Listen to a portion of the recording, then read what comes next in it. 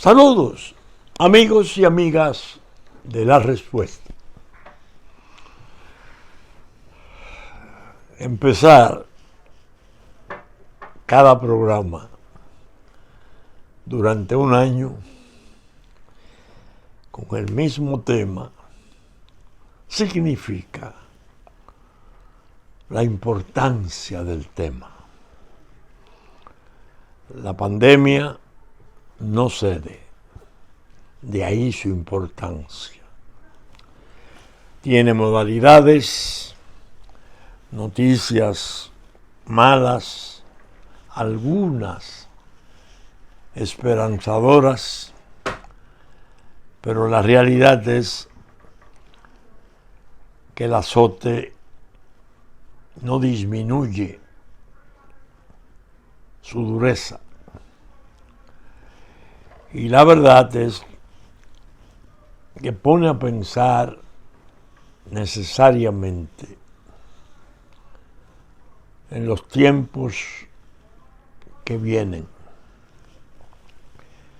las dificultades que entrañará volver a la normalidad, como se le dice por comodidad del lenguaje,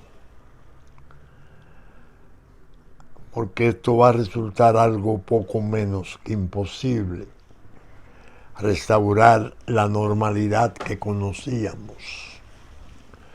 Quieras o no, nos vamos a enfrentar a tiempos enigmáticos, con preocupaciones nuevas. El daño en la salud ha sido tremendo. Los efectos en la economía se sienten cada vez con mayor dureza. Se sabe del padecimiento de la familia, el problema del empleo, las dificultades de circulación. Es realmente una situación catastrófica la que hemos estado viviendo. Y eso abre mucho la posibilidad, porque tiene sus ventajas, si se pueden llamar ventajas, dentro de esta desventura. Se piensa más, se puede escribir, se puede reflexionar, recordar y pensar hacia futuro. ¿Por qué? Evidentemente el futuro va a demandar esfuerzos especiales en una población a escala mundial, que es la parte, diríamos, más gruesa del trastorno. Los daños psicosociales son extensos, psicológicos individuales son considerables. Yo he leído algunos trabajos de especialistas importantes hablando del deterioro que ha experimentado el sujeto, el individuo, con motivo del trastorno, y han revelado que las consultas, incluso la necesidad de tratamientos de cuestiones mentales y psicológicas, ha aumentado, porque el peso de la crisis turba mucho y descarría. Uno acostumbrado a una vida, pocos o muchos años, de repente se encuentra con una realidad dura, que le dice: no, esto no es así, mire, está expuesto a contagio, mire, hasta tal hora usted puede circular, y tengo que oír muerte de amigos, de conocidos, y muertes ajenas, porque el dolor está globalizado.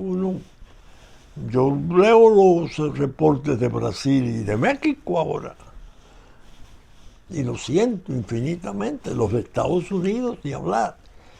Estamos hablando que la pandemia ha logrado alrededor de 2 millones de muertos, de bajas, superando a las guerras. A las guerras menores, Corea, Vietnam, más que la Primera Guerra Mundial. No, perdón.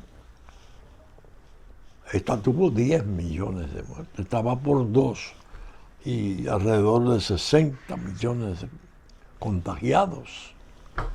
Es decir, es un tema pesado, pero que debemos compartir, que debemos de oír y razonar, e intercambiar pareceres y darnos ánimo entre todos, porque es una plaga dura y nos ha colocado en una posición difícil como humanidad. Yo creo que entre el tiempo que viene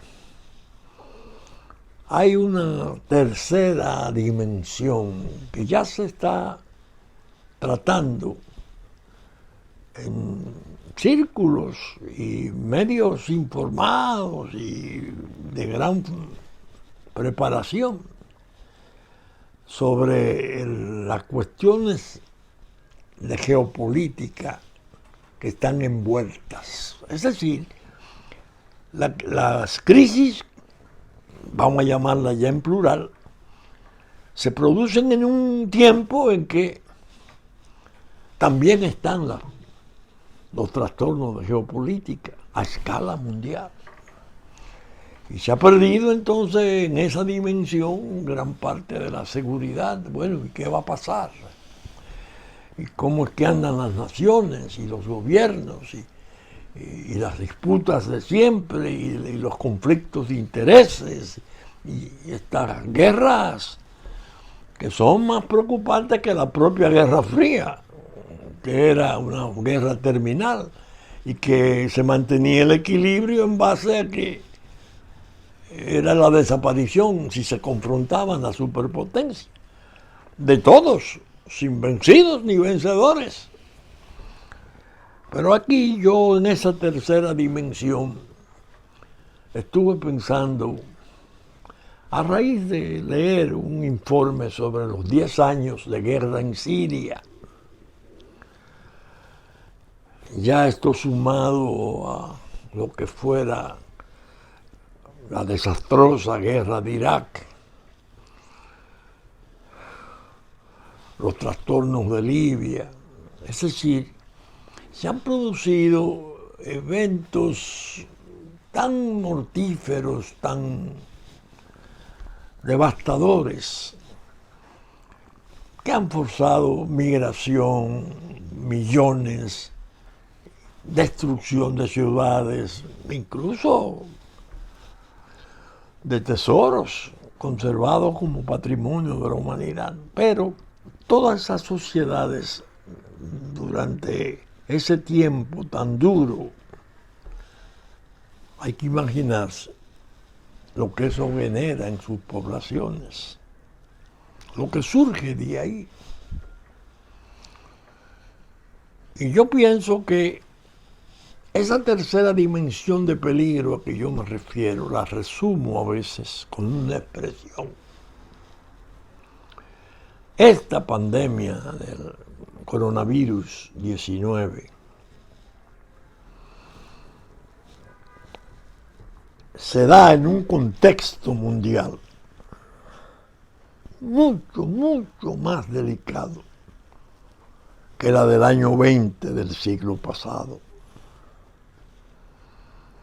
Aquella fue seguida 12, 14 años después, ya se vio lo que vendría, y la guerra del 39.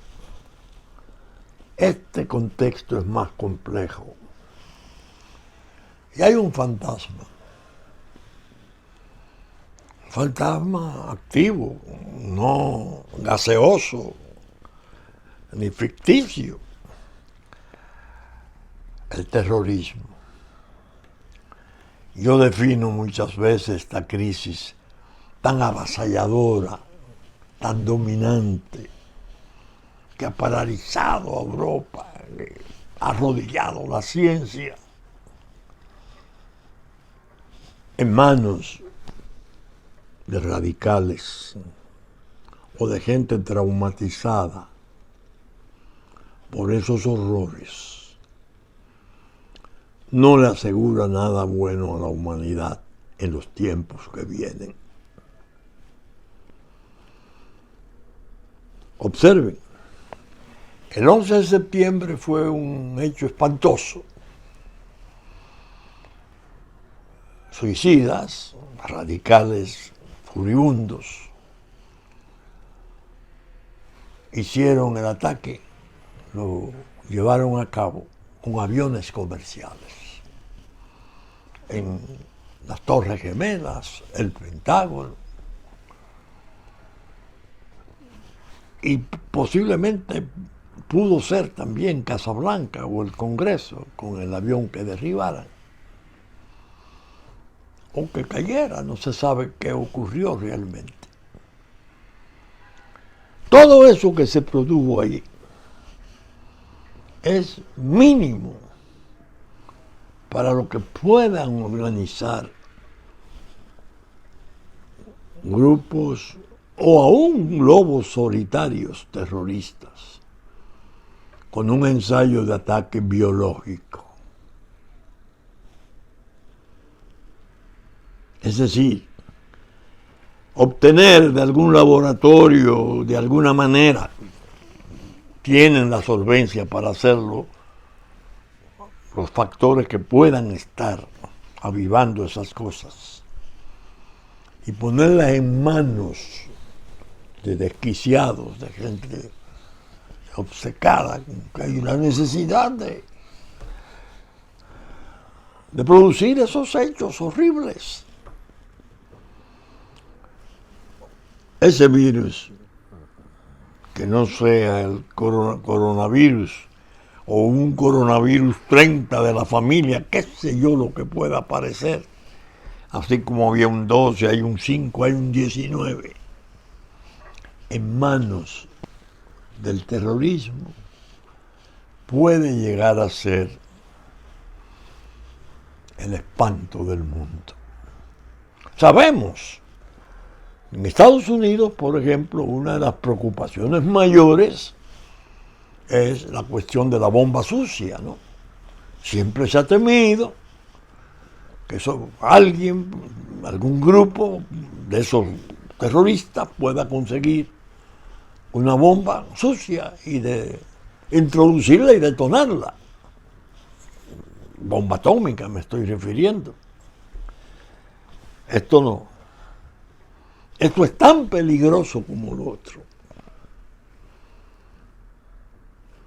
Bacterias, virus, mortíferos, han demostrado ahora en este ataque de la pandemia que son capaces de producirle al mundo daños equivalentes a un ataque nuclear. Por eso, cuando se habla de futuro y uno piensa, bueno, vamos a reanudar los esfuerzos, y todo el mundo está en la ilusión, en la medida que aparezca el espacio para la ilusión. Yo decía en la semana, en una pregunta que escribí, que parecen que ya ni las quimeras tienen espacio en medio de esta zozobra y de este dolor. Óigame,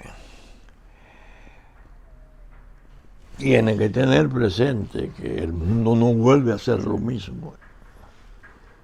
Ustedes, por ejemplo, analizan la aviación civil mundial.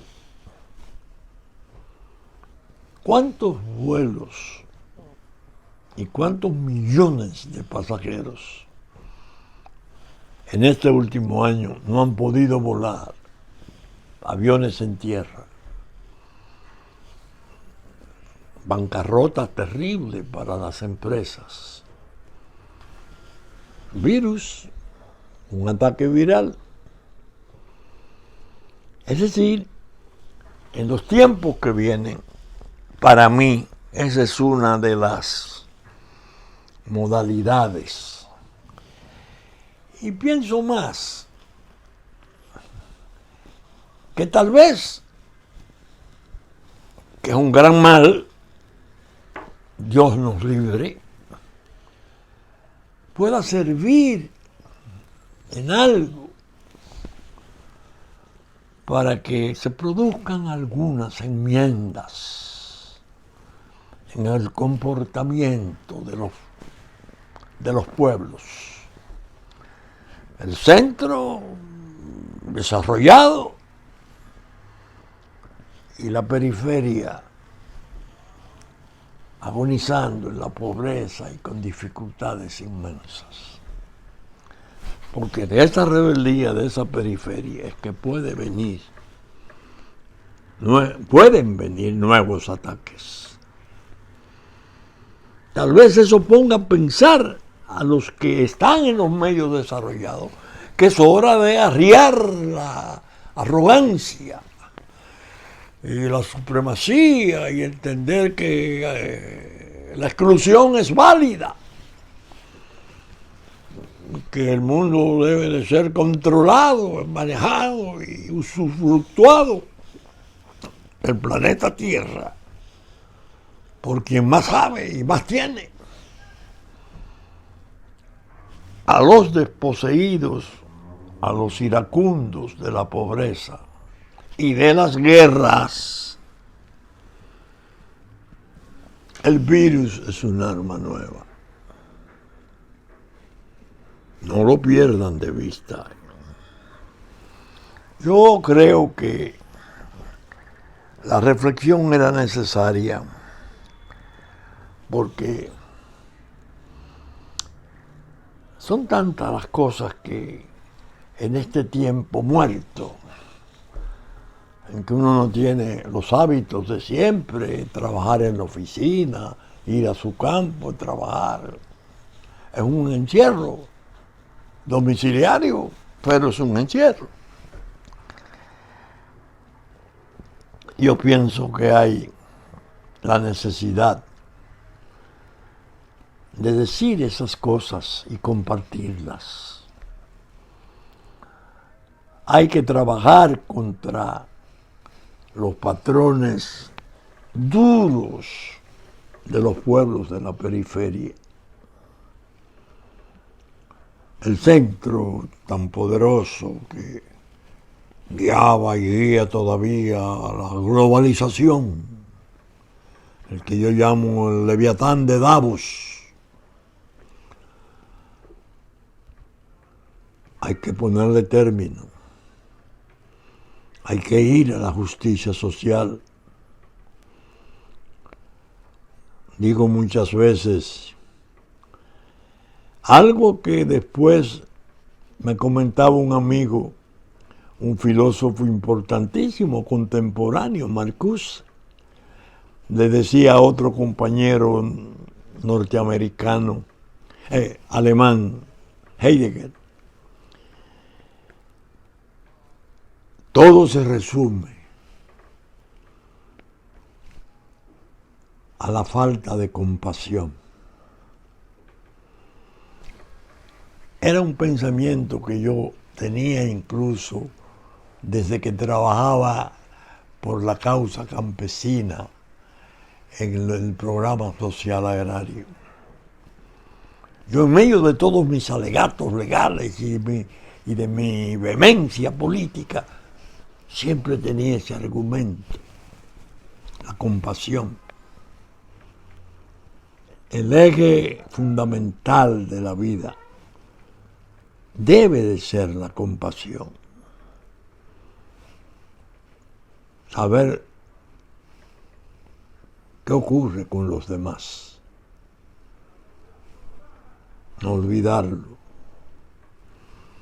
Y tratar de no hacer nada que indirectamente, de algún modo, así sea el egoísmo, la indiferencia de uno, afecte al necesitado, que son miles ya de millones los que están dentro de ese rango trágico.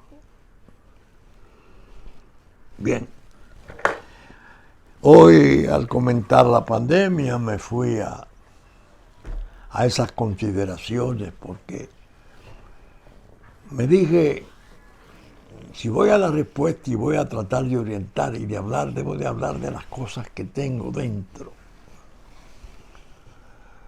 Debo de compartirlas, ofrecérselas al público de la respuesta, parte del pueblo nuestro. Pero bien, vamos a ver ahora un tema que yo comencé a tratar la semana pasada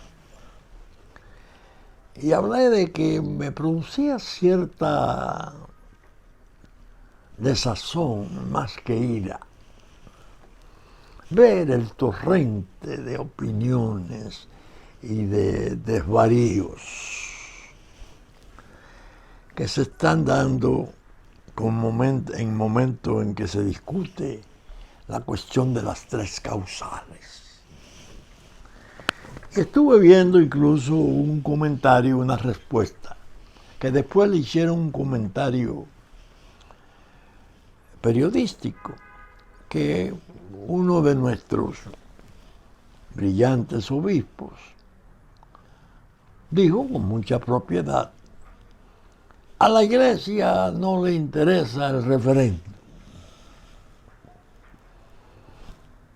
La sabiduría de la Iglesia milenaria la lleva a entender que esas experiencias de consultar al pueblo no son necesariamente confiables.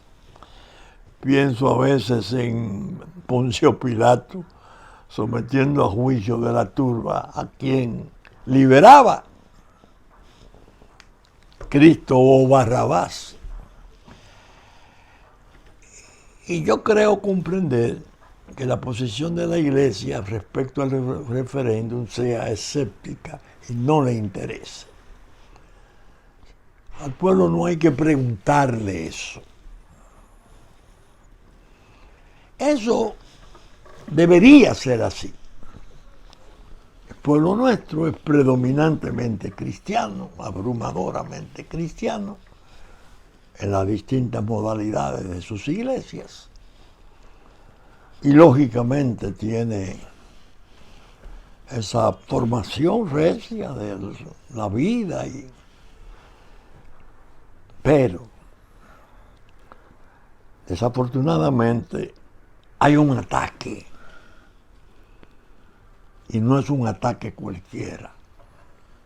Es un ataque muy poderoso porque corresponde a una agenda internacional de ver cómo van estragando a las poblaciones, a los pueblos, cómo controlan su demografía, su natalidad. Y esa agenda es todavía más potente porque tiene contra la familia ataques programados y se invierten en ello miles de millones de dólares para ir ganando espacio. Entonces, los estados, que son las naciones jurídicamente organizadas, tienen sus leyes, tienen sus constituciones. Bueno, el nuestro tiene una constitución, le llamamos la Carta Magna, el pacto político fundamental de convivencia.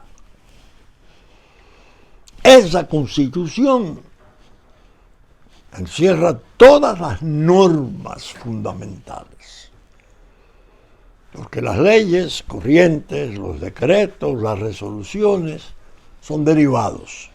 Pero la fundamental es la Constitución, la abeja reina del ordenamiento jurídico. Ninguna ley adjetiva puede sublevarse contra ella. Si es inconstitucional, pierde eficacia, pierde vigencia, se hace inaplicable. Ley, decreto, resolución. Entonces da pena oír, no, porque se va a someter un proyecto de ley para... Señores, cualquier proyecto de ley que se fuera a someter, lo que va a salir de ahí es natimuerto. Porque la Carta Magna establece en forma categórica, clara, sin lugar a equívoco, en su artículo 37, que la vida es un bien jurídico protegible desde la concepción y que no se puede disponer de esa vida en ningún caso.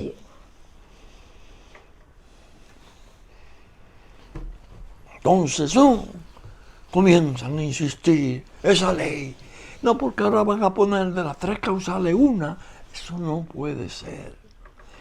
De manera que cuando se habla del referéndum, esa Constitución establece 3 mecanismos de referéndum. Uno comunitario, que no se ha utilizado nunca.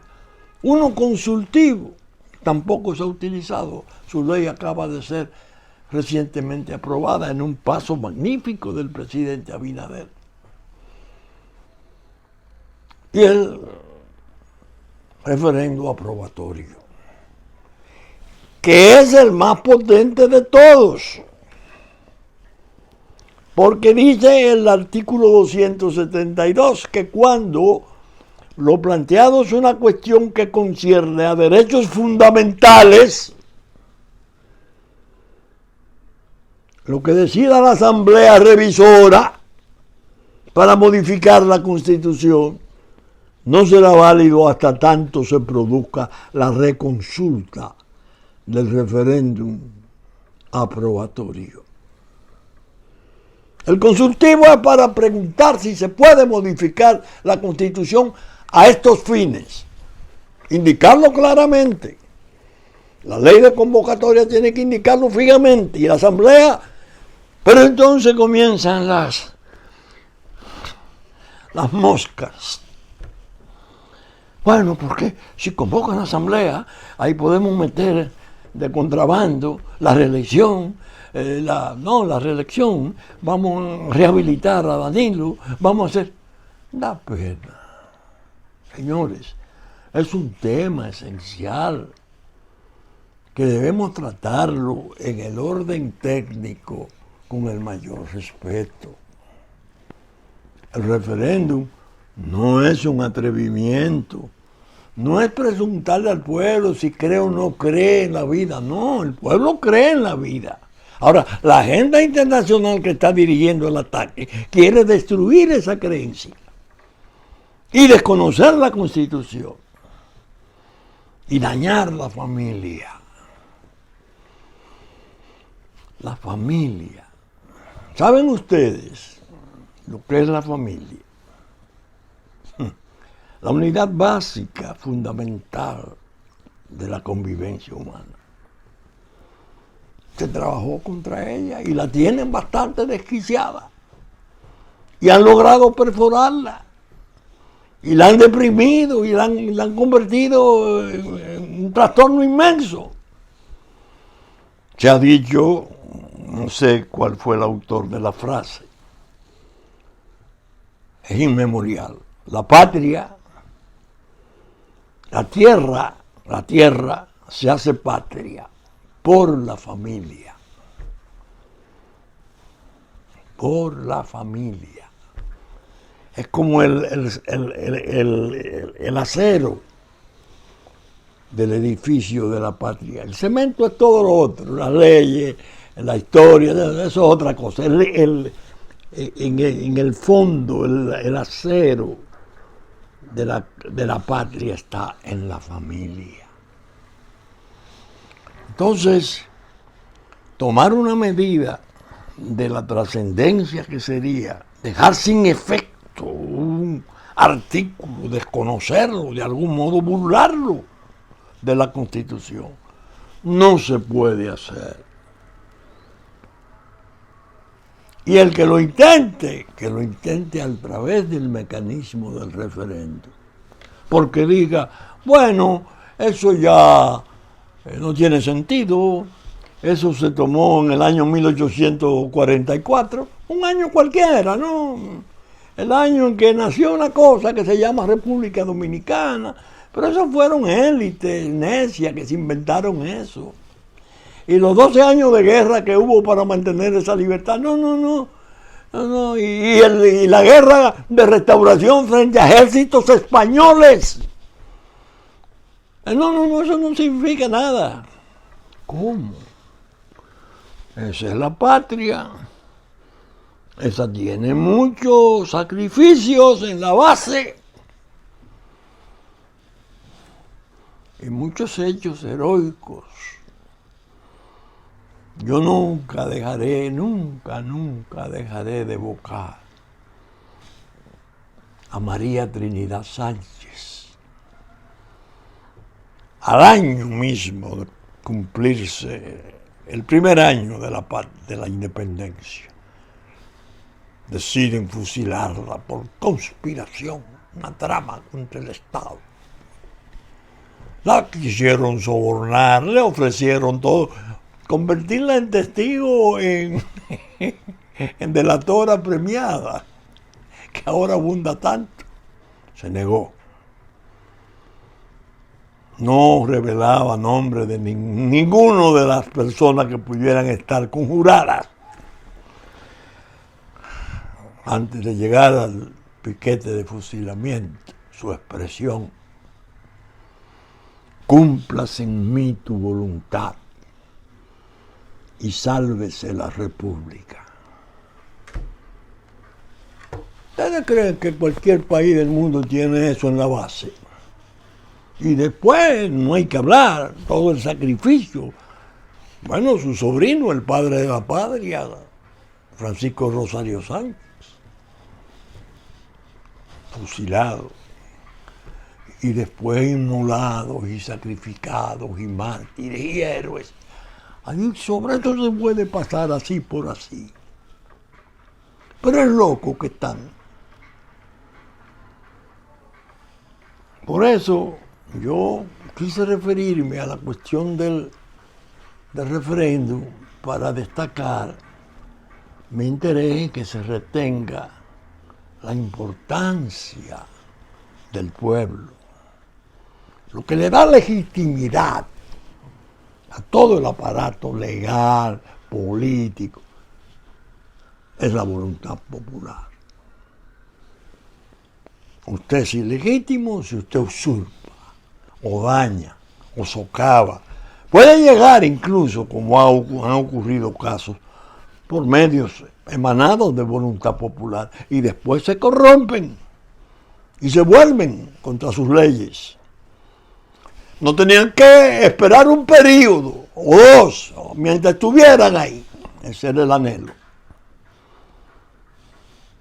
Y el pueblo, por eso ustedes ven que la ley de referéndum la viene a dictar el presidente Abinader.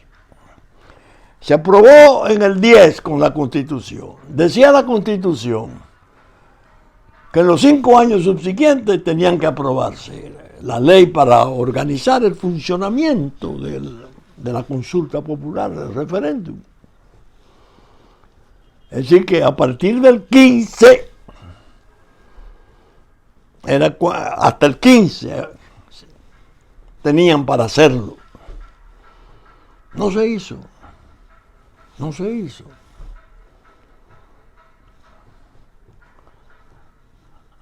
Le sumaron 5 años más sin hacerlo. Ahora lo hace el presidente Abinader. Merece un reconocimiento por el paso. Es correcto. El mismo aplazamiento del Código Penal, porque son unos especialistas, esos intereses en manejar situaciones. Código Penal, no. Ese es el código de los delincuentes. Vamos a aprobar primero rápidamente el código de los ciudadanos. el procesal penal, los delincuentes, el crimen organizado, ahí están los mejores ciudadanos, claro. Nosotros no, olvídate de eso. Ahí, vamos a usarlo ahora como pretexto, la cuestión de las 3 causales, para ver si no nos cae encima.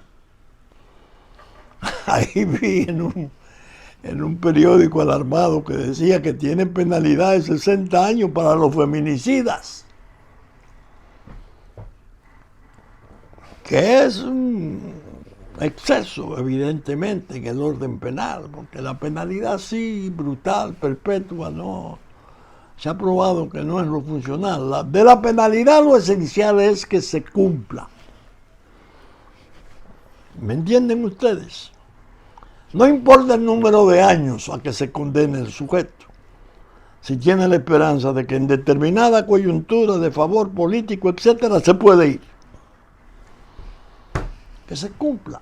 Pero bien, es una digresión que innecesaria tal vez. Ahora bien, ¿por qué nosotros debemos de insistir tanto en la cuestión de la legitimidad? Sabemos, por una experiencia no lejana, que fuimos sometidos a un proceso de degradación, de descrédito, de escándalo mundialmente. Sabemos incluso que las propias Naciones Unidas y la OEA en gran medida se prestaron para implementar esas cosas. Fue de ACNUR de donde surgieron las mayores degradaciones contra el pueblo nuestro. Si nosotros no cuidamos, no nos proponemos a cuidar el núcleo nuestro, lo que es la nación nuestra, la familia nuestra, estaremos más débiles cada día, seremos más vulnerables.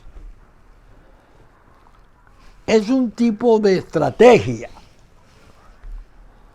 Ese pequeño estado que está ahí no es un tiene razón de ser, eso fue obra de élite, es un invento. Ahí lo dijo un ministro no hace mucho tiempo. Y esa patria son muertos. No, hombre, eso es patria de muertos. La patria de muertos. Y tendrá ese señor ministro una idea clara de la lista que le pueden someter de los muertos de este país. ¿Podrá mantener el desprecio por esos muertos y sacrificados por la libertad de este pueblo? No, hombre. No, hombre. Ah, pero se gozan. Bueno, ya vimos, hubo un intento. De lo menos que hicieron fue sacar el escudo. En la propaganda oficial figuraban 2 franjas de colores, sin escudo. ¿Por qué no? Porque en el escudo hay, por Dios, hay una cruz, frases del Evangelio, Dios mío, imposible. Y conoceréis la verdad y la verdad os hará libre, Dios, patria y libertad. No, borren eso, quiten eso. ¿Cómo van a fortalecer ese paisito? Si nosotros tenemos programa con él, pero programa de desintegración. Yo creo que esas cosas debemos de mantenerlas muy presentes. No tenerlas como medio en el olvido, no interesarnos. Bueno, eso dicen ellos. No. Hay que trabajar para organizar la resistencia. Porque los ataques están en curso. Y los que pueden venir no son sencillos. De manera que el momento nuestro de estas crisis entrecruzadas que sirva para aprovechar de esa solidaridad sentimental que tenemos por el sufrimiento de todos. Aprovechar este tiempo para amarrar nuestros lazos de patria, aunque les duela a los progres, porque ellos no creen ya ni siquiera eso de patria y frontera, identidades, no. Ellos están al servicio, los progres nuestros, muy bien sufragados, por suerte, de las agendas. No tenemos derecho a esa dignidad, ni a esa historia, ni a ese prestigio.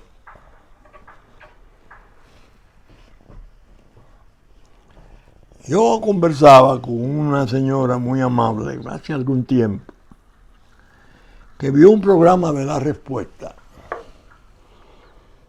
y me oyó mencionar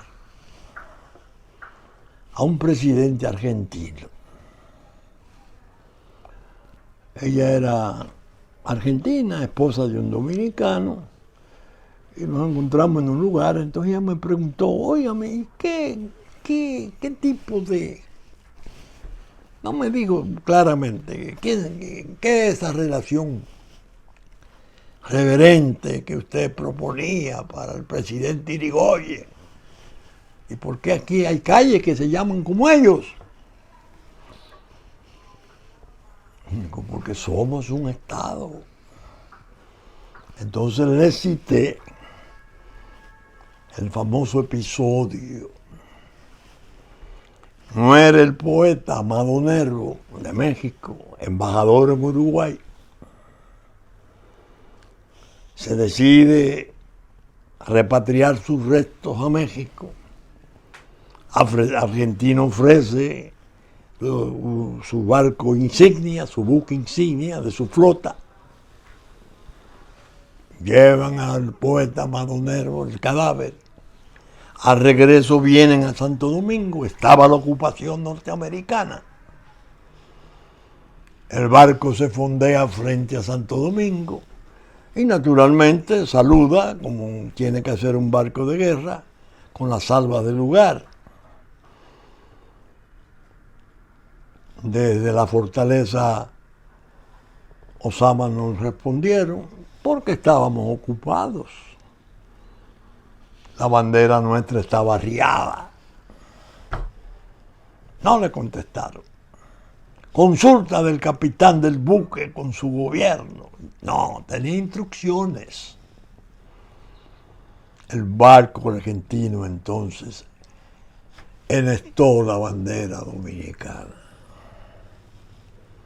y le hizo honores especiales.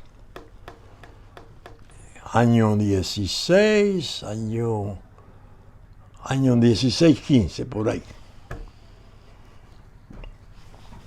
Eso es pasado, eso es historia. Son valores reconocidos.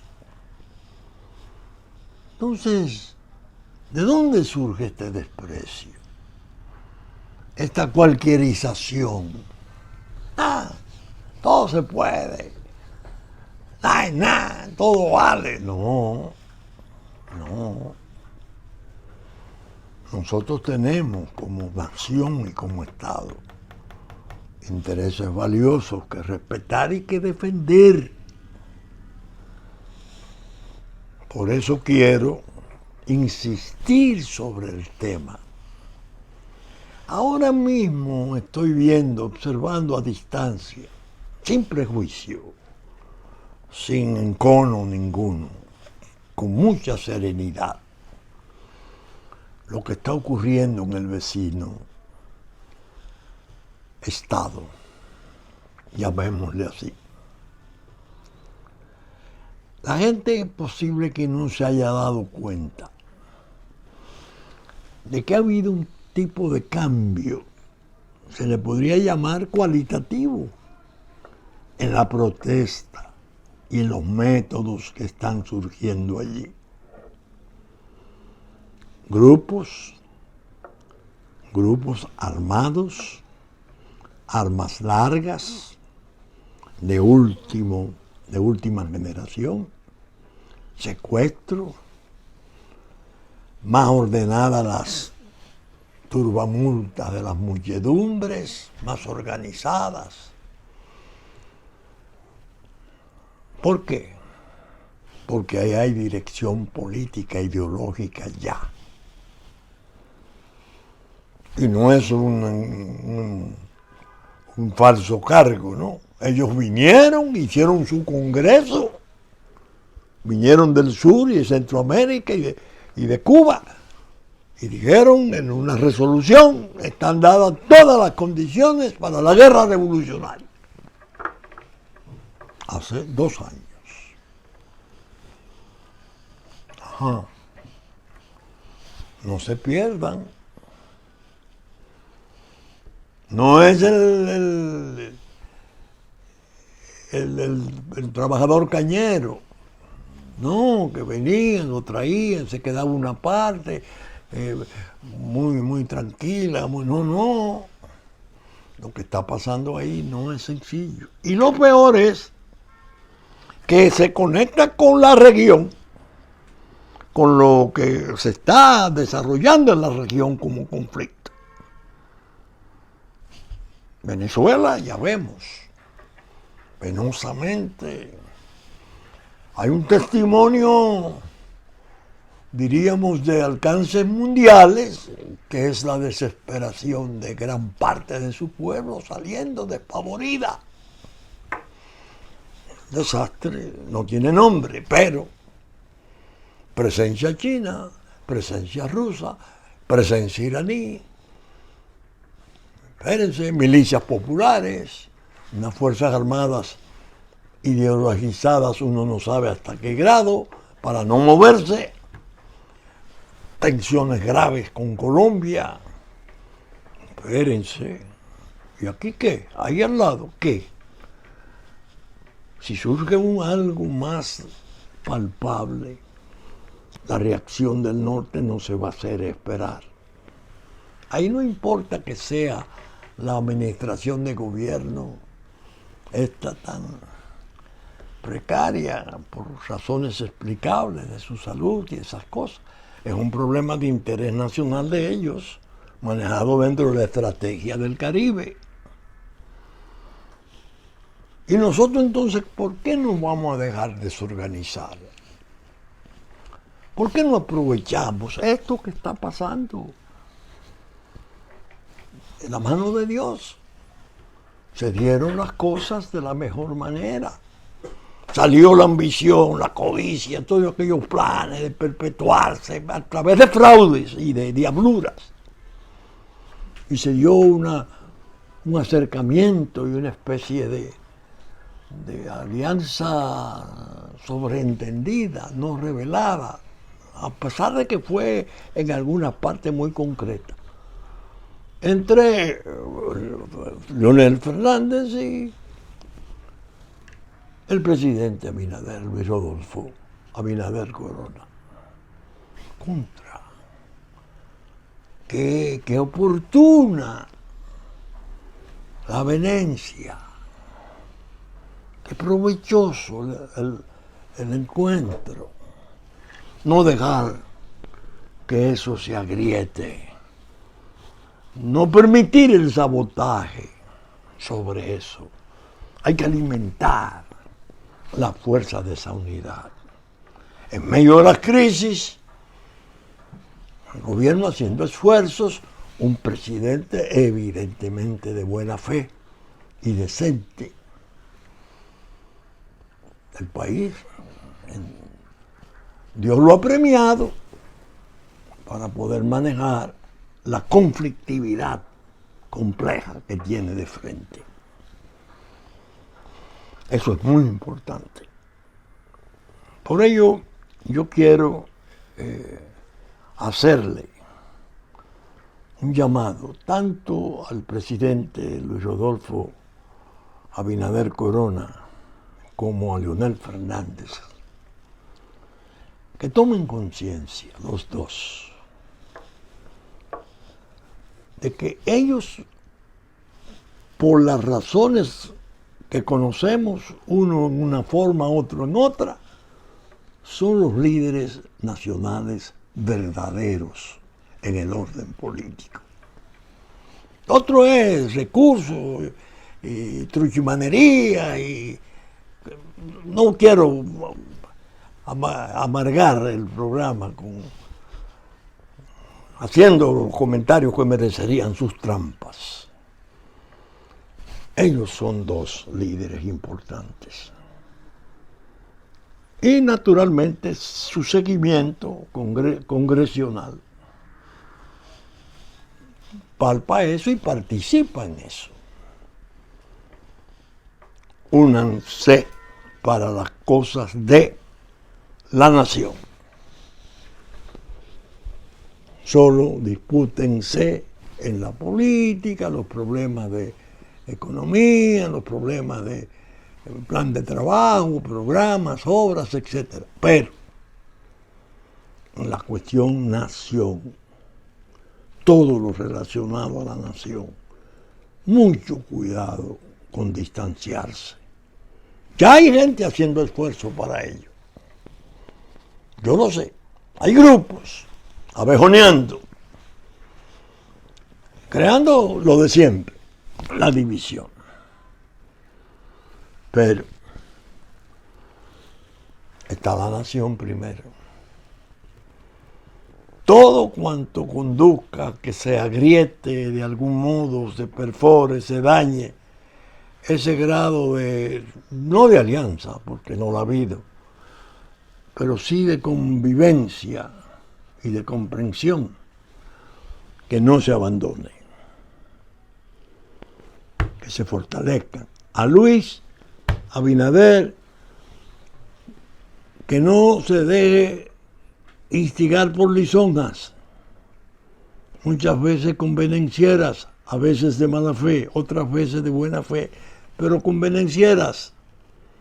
Cumple su deber de cada día en medio de las crisis, que el pueblo aprecie su trabajo y el pueblo determine si él merece, porque constitucionalmente lo puede intentar, otro periodo. A Leonel, ni hablar. Su crecimiento está ahí viéndose cómo brota naturalmente. Porque ese es el partido de Juan Bosch, el que verdaderamente él está desarrollando.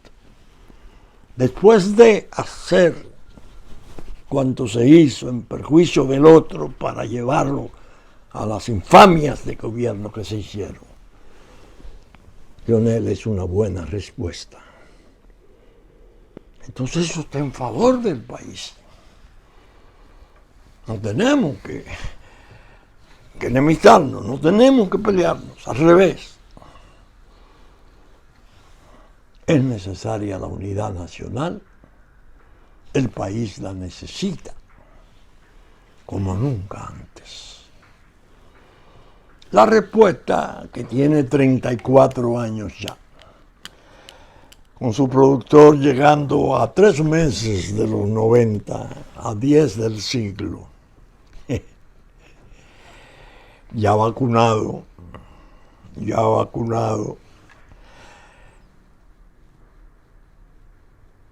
tiene que cumplir su misión hasta el último hálito. Su misión de orientar, de animar a lo progresivo, a lo justo, a lo bueno, y alertar respecto a las acechanzas, que muy graves son, por cierto. Bien, saben ustedes que estamos saliendo por Supercanal 3 del cable, 33 de YouTube. Yo digo televisión abierta, ya veo que no. 11 de la mañana de domingo, del Impacto, canales 22 y 52 de After, 22 del cable, 12 del mediodía, 9 de la noche de domingo, 7 de la mañana de lunes. Y en YouTube a partir de las 12 del mediodía de domingo. Esperamos entrar a los días de la Semana Mayor Y ojalá estos pasen sin que constituyan una ocasión de agravamiento del quebranto. Cuídense, distancia social y mascarilla. Muchas gracias y hasta entonces.